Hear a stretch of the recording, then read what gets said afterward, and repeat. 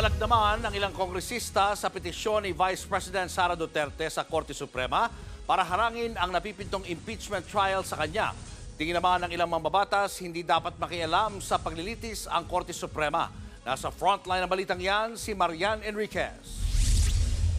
Kinundena ng liderato ng Kamara ang petisyong inihain ni Vice President Sara Duterte sa Korte Suprema para pigilan ang napipintong impeachment trial sa kanya. Ayon kay House Senior Deputy Speaker Aurelio Dong Gonzales, mukhang desperado na ang bise na takasan ang kanyang pananagutan. Natatakot na raw ang kampo ni VP Sara kaya gusto nang pigilan ang impeachment process lalo't masisilip ang kanyang bank records. Tinawag namang garapalang pagtatangka ni House Deputy Speaker JJ Suarez ang petisyon ni VP Sara na harangin ang impeachment trial. Giit niya, kung talagang inosente ang bise, harapin na lang sana niya ang mga paratang laban sa kanya imbes na tumakbo at humiling ng proteksyon sa Korte Suprema. Para naman sa isa sa mga tatayong impeachment prosecutors na si Batangas 2nd District Representative Jinky Luistro, walang legal na basehan para pigilan ang impeachment trial. Yung verification po na kanilang question, it was followed word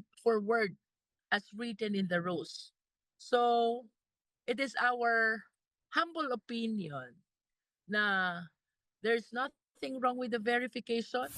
Hindi rin daw minadali ng Kamara ang fourth impeachment complaint na ipinasa sa Senado. Nakabuo po tayo ng strong impeachment complaint without need of referring it to the Justice Committee because it has the support already of 1/3 of the members of the House.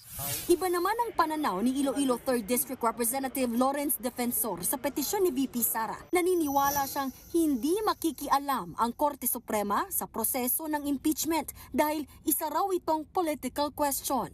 Bagay na sinigundahan din ni dating Senate President Franklin Drilon. The basic rule is found in the Constitution. The impeachment court shall decide all impeachment cases. Leave it to the judgment of the Senate asking or acting as an impeachment court to decide on this, including questions of jurisdiction. So it's best that the Supreme Court does not interfere. Nagbabalita mula sa frontline, Marian Enriquez, News 5. Mga kapatid, Julius Babaw po. Iba na ang may alam at may pakialam sa panahon ngayon.